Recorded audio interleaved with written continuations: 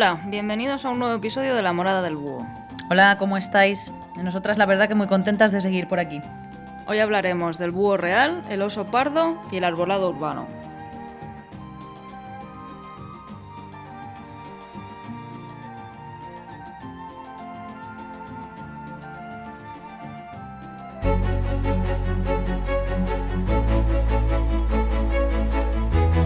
Personalmente soy una apasionada de las aves rapaces, sobre todo de las nocturnas. Además, me parece una buena forma de hacer honor al nombre de este programa. Por eso, en esta ocasión, será el búho real, Bubo Bubo, uno de nuestros protagonistas principales.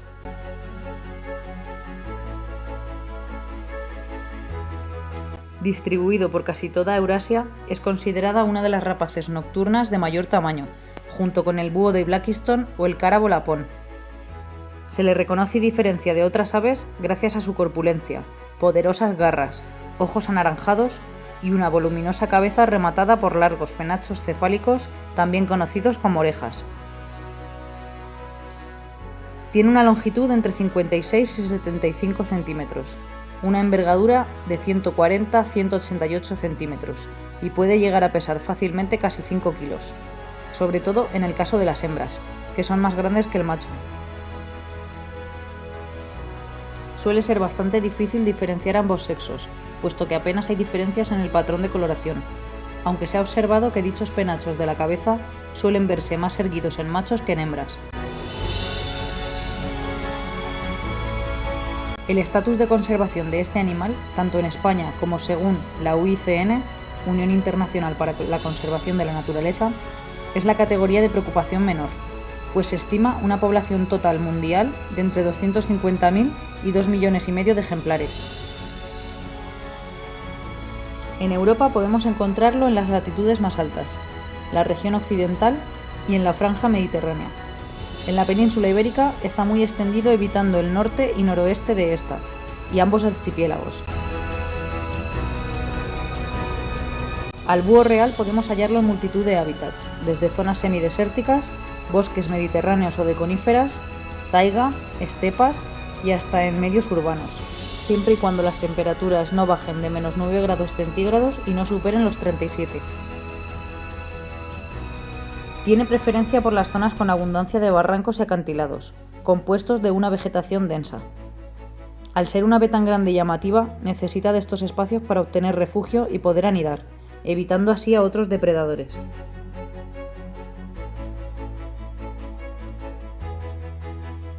Como ya comentó Chus en el caso del lince ibérico, el hábitat del búho real también está muy ligado a la alimentación de este, por eso siempre se distribuirá por zonas con abundancia de presas. Como cualquier rapaz, es un ave exclusivamente carnívora. Se alimenta de roedores de todos los tamaños, mamíferos pequeños, peces y otras aves de tamaño mediano principalmente.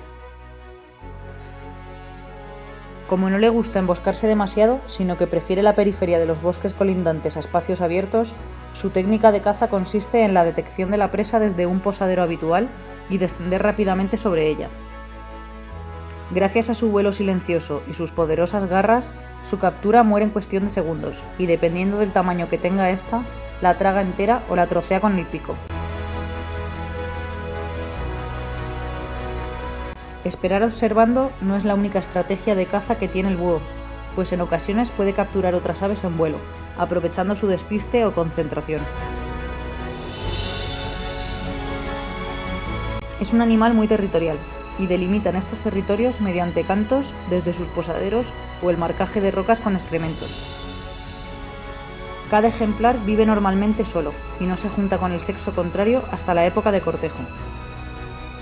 El espacio ocupado por cada pareja varía de tamaño dependiendo de la disponibilidad de presas, la densidad de parejas vecinas o la tasa de recambio de los individuos territoriales.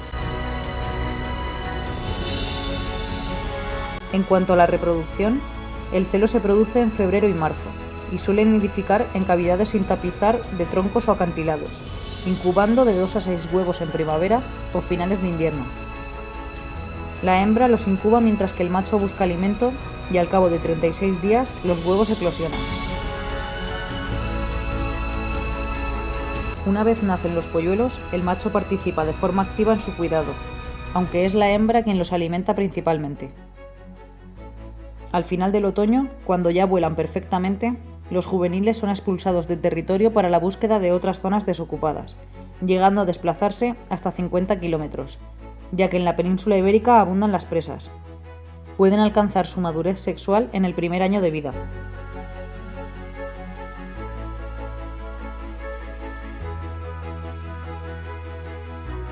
Las amenazas que rodean a este bello animal están muy asociadas al ser humano, bien sea por la instalación de tendidos eléctricos, el reciente boom de energías renovables como los molinos eólicos, los atropellos, la caza furtiva o la disminución de su presa fundamental, el conejo.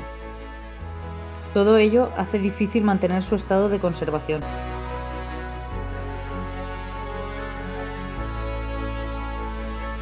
Mencionando algunas curiosidades, podemos destacar que es un ave residente en la península ibérica durante todo el año, y por ello la podemos ver en cualquier época. Su vuelo es poderoso, rectilíneo y extremadamente silencioso, lo que le convierte en un cazador excelente. Por eso se ha utilizado y se utiliza en la cetrería, es decir, la caza de animales con aves rapaces. De hecho, ya en la España de los años 20 en adelante, se le adiestraba para engañar a otros depredadores mayores, mal llamados alimañas, que resultaban ser una competencia para el hombre cazador. En estas fotos de Florencio Jiménez Bermejo podemos ver un ejemplo. El búho servía para atraer a águilas reales e imperiales, y la urraca, en este caso, para llamar la atención de otros carnívoros más pequeños. Los individuos ibéricos tienen un tamaño menor que el de las zonas más septentrionales. Aunque el 80% de los individuos mueren mucho antes, pueden llegar a vivir 20 años. Los ojos de los búhos no tienen movilidad, por ello son capaces de girar el cuello hasta 270 grados. Para los celtas, el búho era símbolo de sabiduría y clarividencia, y tanto para estos como para la cultura maya, el búho era considerado una especie de intermediario entre el mundo de los muertos y de los vivos. En la mitología griega, este animal representaba a Atenea, diosa de la sabiduría, la ciencia y la estrategia.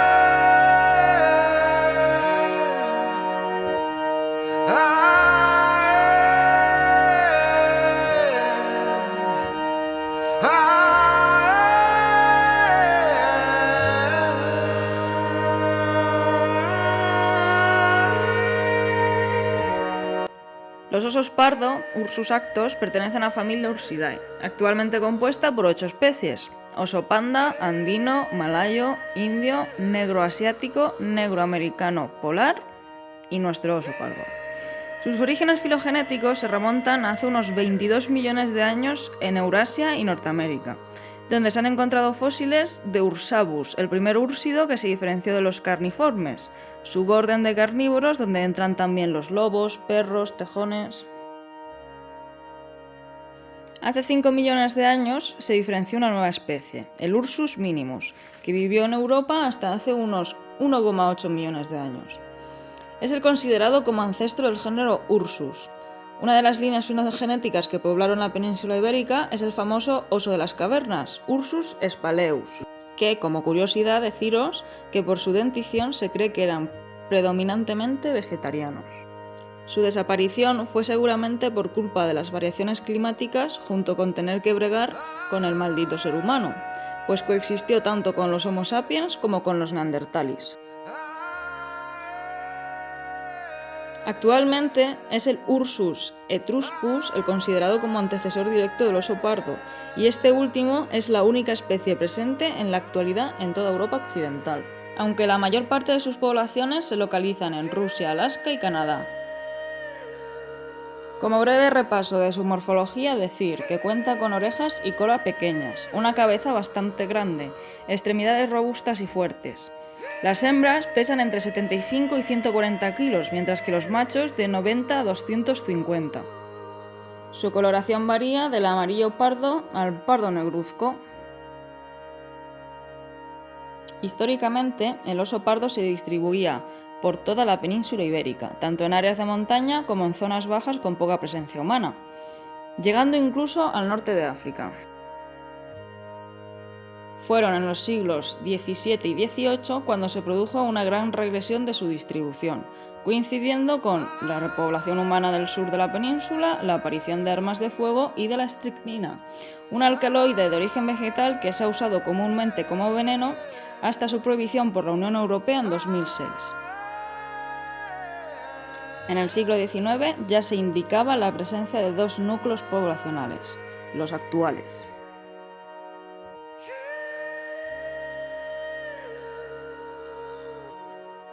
Al oso se le considera el animal forestal por excelencia. Y vayamos a sus 2 núcleos poblacionales. Tenemos que en la cordillera cantábrica se ha estudiado que siente cierta predilección por robledales, hayedos y abedulares, mientras que en los Pirineos también buscan abetales y bosques de pino negro, aunque he de decir que también se ha datado que hacen buen uso de matorrales, roquedos y formaciones arbustivas y pastizales. Según la Fundación Oso Pardo, la población cantábrica se distribuye entre Asturias, Castilla y León, Cantabria y Galicia. Se estima que ocupan un área de 8.600 km², sin contar con las zonas de presencia esporádica. En los últimos 25 años, la población ha crecido a un ritmo del 10% anual. ¿Ha ocurrido lo mismo en los Pirineos? Por desgracia, no. Los osos que actualmente habitan este territorio son de origen esloveno. Ocupan un área de unos 7.100 km², concentrándose en los Pirineos centrales. En 2023 se censaron unos 83 ejemplares, mientras que en la población cantábrica en 2020 se estimaron 370 osos.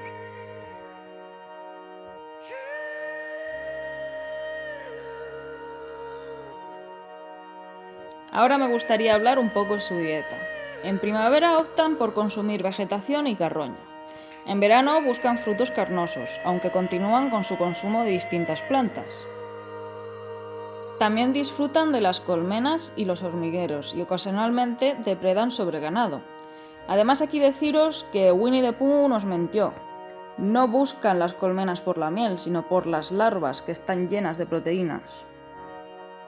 En otoño, el alimento más importante son los frutos secos, dando buen tiento a los frutos carnosos que aún puedan encontrar. Al oso pardo, como habéis podido comprobar, se le considera omnívoro, aunque cuenta con un predominio de materia vegetal. La baja frecuencia de depredación que tiene con otros animales se confirma en los distintos estudios sobre alimentación realizados en la cordillera cantábrica, por lo que se ha constatado que los mayores daños a propiedades humanas son a colmenas y a frutales. Me he querido parar en la alimentación de esta criatura porque, como habréis podido comprobar, en ningún momento se ha dicho que disfruten particularmente de la carne humana. Y es que nosotras actualmente vivimos en una parte de los Pirineos, donde por suerte bajan individuos de nuestra vecina Francia. Y parece que a la gente se le está yendo un poquito la pinza con esto. Es muy común escuchar entre la población que transita este territorio comentarios como: «Jo, a mí ya me da miedo salir por esa zona, ¿y si me encuentro un oso, me come vivo?» Pascual, escúchame por favor, criatura. Voy a empezar diciendo que salir al monte y por casualidad encontrarte con un mamífero es muy difícil. Es más, yo personalmente diría que de lo más complicado. ¿Cuántas horas no gastaremos los amantes de estos animales en aprender a detectar y diferenciar los distintos rastros e indicios que dejan a su paso? Porque es lo que realmente vas a encontrar en tu salida al monte. Pero es que yo el otro día leí en las noticias que a una chica le había matado un oso. Vale, pero fue aquí en España. Porque se ha estudiado que los ataques de osos a humanos provocan en toda Europa una media de un muerto al año, y casi siempre esto se produce en Rumanía. Concretamente, aquí en la península ibérica, entre 1988 y 2020, se han datado unos 8 ataques a humanos, de los cuales 7 han sido en la cordillera Cantábrica y 1 en los Pirineos. De estos 8 ataques, ninguna persona resultó muerta, y es que no se conoce ningún caso de persona muerta por oso en España.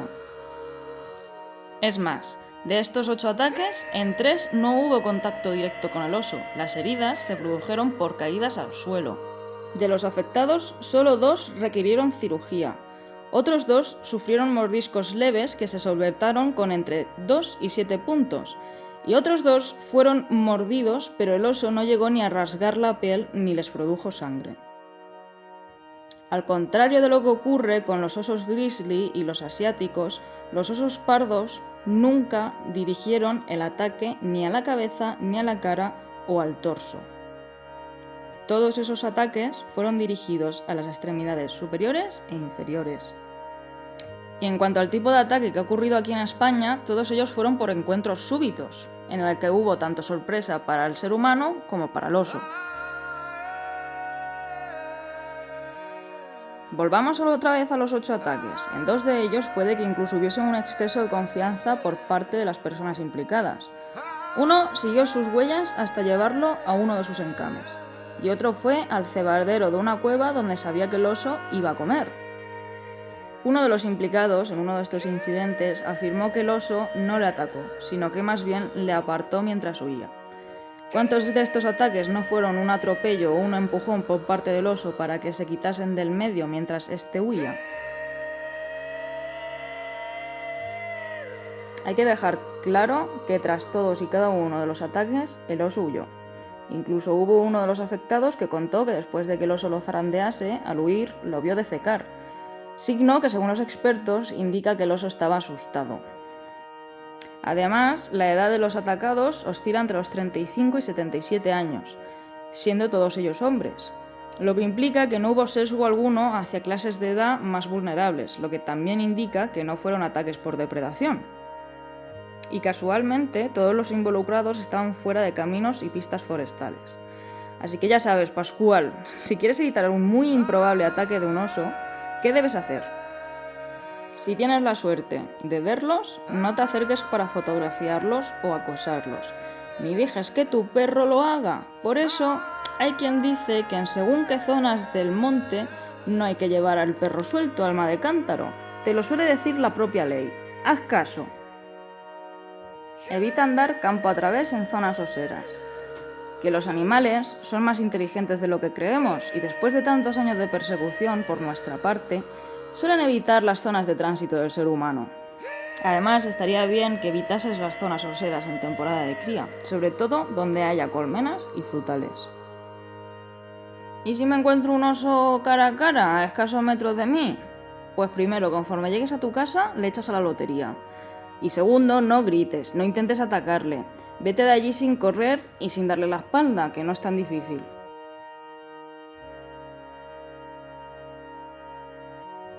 Con esto simplemente quería hacer entender que no debemos demonizar a estos animales, aunque el cine, la televisión y ciertos medios de comunicación lo hayan hecho comúnmente. No creo que merezca la pena temerlo, pero por supuesto no debemos perderle el respeto. No perdemos nada por buscar un poco de información en cuanto a cómo evitar molestar a este animal, más por él que por nosotros. Y por favor, dejemos de pensar que nuestras vidas corren peligro en zonas oseras. Si actuamos como debemos hacerlo, no tiene por qué ocurrir nada.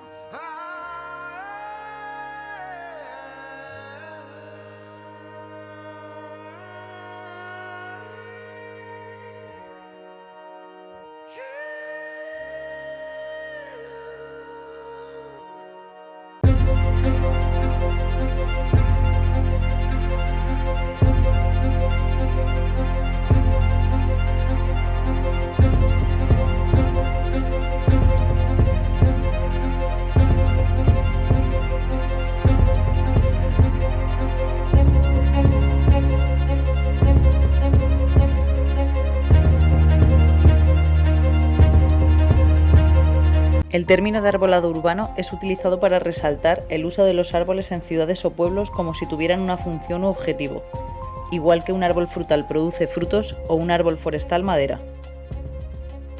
Y aunque quizás no sea razonable buscarle constantemente una misión vital a todo ser vivo, ecológicamente hablando, todos tenemos este papel en la naturaleza.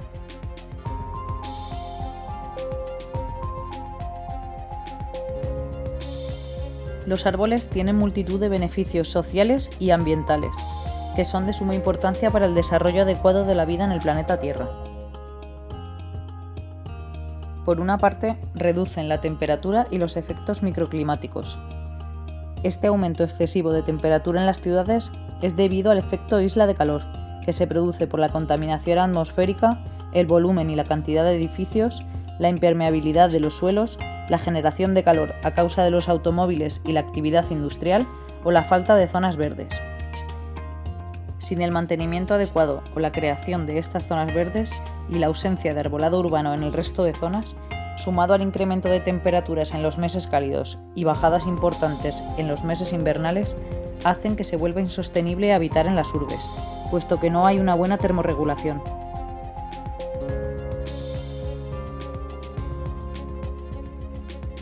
Los árboles también disminuyen los contaminantes atmosféricos. Estas partículas nocivas de las que apenas nos percatamos son absorbidas por las hojas. La mayoría de estos contaminantes terminan desapareciendo, pero muchas de ellas solo pueden ser retenidas de forma temporal y vuelven al sistema cuando las hojas caen o son lavadas por la lluvia. Ya que las personas solo entendemos las cosas en el idioma del dinero, voy a poner un ejemplo claro. En una ciudad del tamaño de Nueva York, los árboles son capaces de eliminar unas 1.800 toneladas métricas de contaminantes atmosféricos, es decir, el equivalente a unos 9 millones de euros. Todo esto lo hacen de forma gratuita los árboles, y todavía nos empeñamos en despreciarlos con talas y podas abusivas.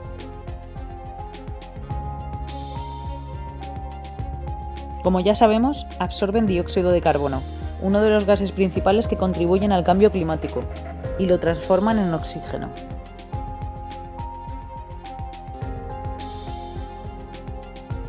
También funcionan como pequeños ecosistemas donde habita una inmensa variedad de animales.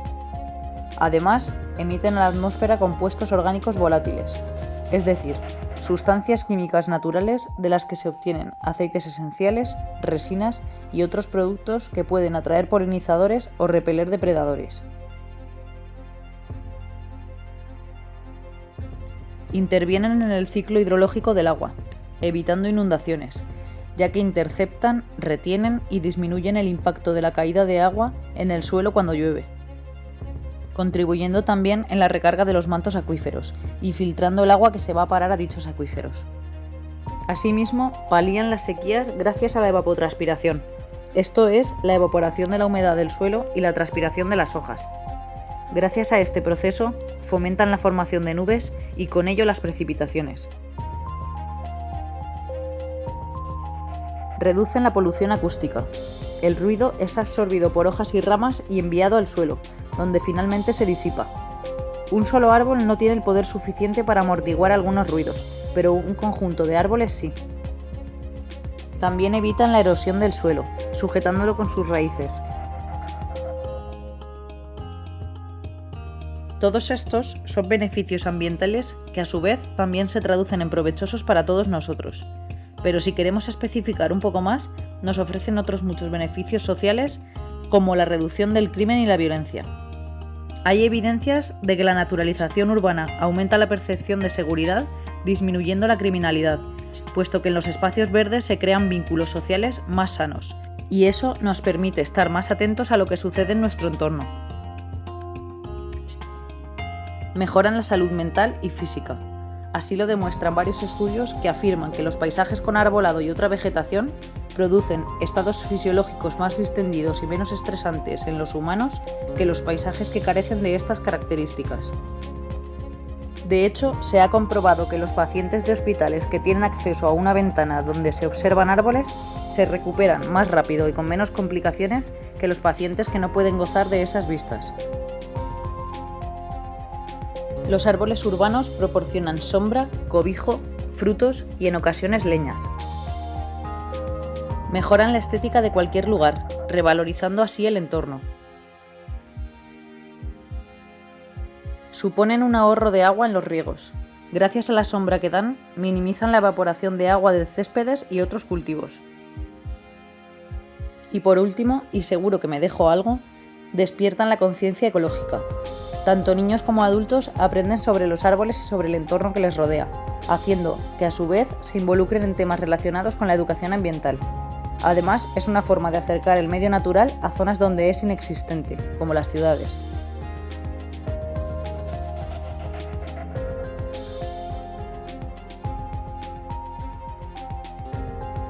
Ahora que ya conocemos la importancia de tener árboles en nuestras ciudades y pueblos, voy a criticar un poco el uso y la gestión que se hace de ellos.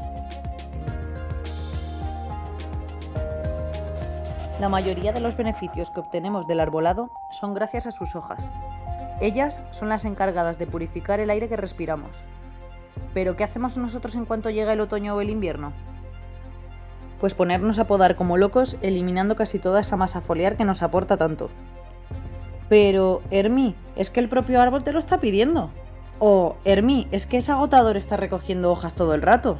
Así lo limpias todo de una. O, Hermi, tranquila, si como están en parada vegetativa no sufren. O, Hermi, es la época ideal y es algo que se ha hecho desde siempre. Mentira. Mentira y excusas. Vale ya de basarnos en ideas antiguas y absurdas tradiciones que no aportan nada a nadie. Cada vez más, la ciencia está demostrando que la mayoría de las podas que se realizan no aportan nada bueno, sino todo lo contrario. Puede ser necesaria una poda de formación en el vivero, cuando el árbol es pequeño. Así, el tamaño de las ramas es menor, y con ello el tamaño de los cortes de poda. Este tipo de poda sirve para restaurar la guía, reequilibrar ramas o hacer un refaldado del vegetal. En cualquier caso, hay que apostar por conseguir la estructura original del árbol. Puede ser necesaria una poda de selección, donde se corten unidades arquitecturales enteras. Esto evita que el árbol reaccione echando suplentes o chupones en abundancia. Estas podas se utilizarían, por ejemplo, para refaldar el tronco y evitar que tanto peatones como tráfico rodado rozara continuamente con las ramas. Puede ser necesaria una poda de mantenimiento, donde se corten ramas debilitadas que tengan riesgo de sufrir una rotura y caer sobre alguien o sobre algún tipo de bien material. O por último, puede ser necesaria una poda de reducción, donde se eliminen ramas muertas o se reduzca la carga que soportan ramas más débiles.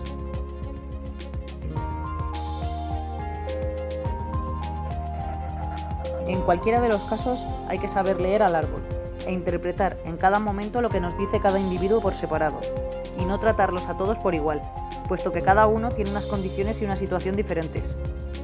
En la arboricultura actual hay un lema que prima sobre cualquier otro, y es: la mejor poda es la que no se hace.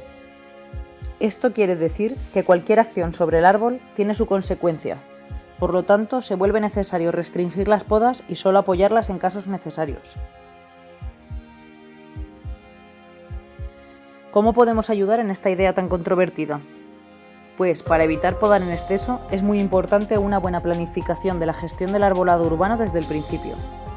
Para ello, lo primero es hacer una elección correcta de la especie que se va a plantar. Hay que tener en cuenta el espacio de la calle, avenida, parque o jardín.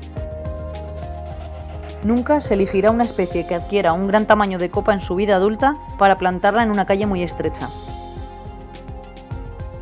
Aunque no se vea, también hay que tener en cuenta el sistema radical del árbol. Las raíces se extienden y crecen tanto como la parte aérea de la planta, con lo cual el alcorque donde se colocará el árbol debe tener unas dimensiones considerables, siempre con la previsión de que un día ese árbol crecerá bastante y la tierra donde se encuentre tendrá que tener unas condiciones mínimas de oxigenación. En la elección adecuada de la especie, aparte del tamaño, también hay que tener en cuenta en qué clima se suele encontrar de forma natural y si en la ciudad donde la queremos plantar se dan esas condiciones exactas. Hacer esto junto a una buena ejecución de la plantación supone tener árboles más sanos durante el resto de su vida.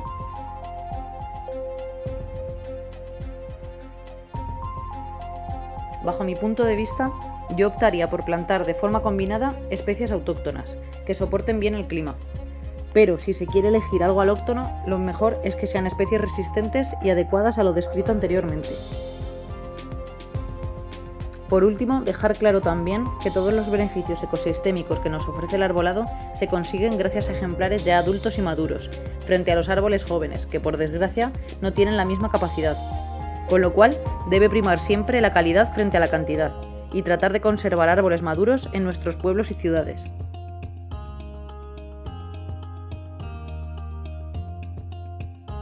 Como todos los temas que aquí tratamos y trataremos, tiene mucha complejidad y solo los mencionamos un poco por encima para que puedan ser entendidos por todos los públicos.